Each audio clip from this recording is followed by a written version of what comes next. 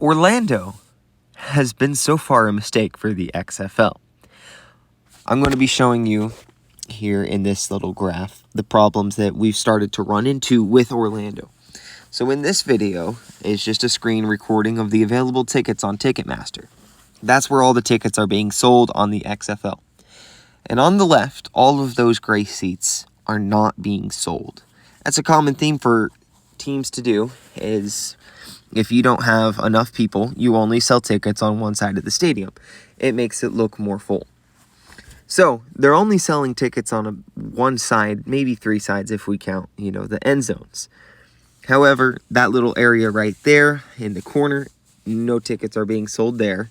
There's a few spots where a couple tickets have been sold, but all in all, it's not looking like an amazing place to be in for your sports city.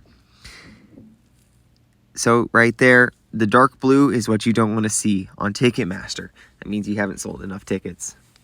So Camping World Stadium, it has 62,000 or 65,000 seating capacity.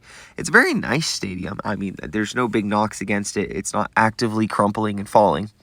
My one problem with it is it's too big for the XFL.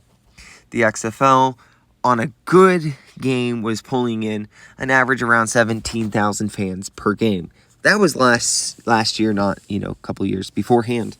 Orlando, it's been home to several different spring football teams, including, I think it was the Orlando Rage in 2001. They also had the Orlando Apollos with the AAF.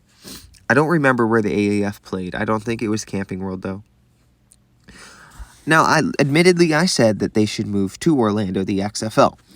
But I proposed the soccer stadium because it's smaller. And, it's smaller, it looks more full. Less people will be hid better with the more seats that it has.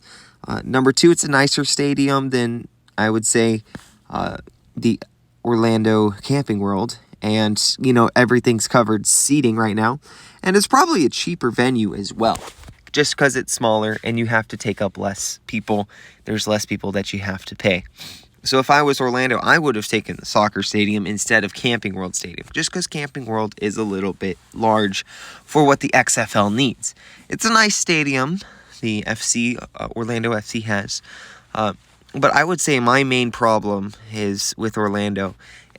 It's just not going to be a good team. Now, no hate on Terrell Buckley, but he's an unproven coach, and already I've gone through several rankings, and they've all had the same consensus. They're concerned with Terrell Buckley and his coaching staff. Terrell Buckley, he's had a lot of success, in Florida State, in actual football, so I think he's a great person, great guy. I'm just not sure about his coaching skills. This is a first time for him, and so that might be of some concern. But anyway, I think Orlando, you're probably looking at the lowest spot. They might get relocated in the next year. But I love you. See you later.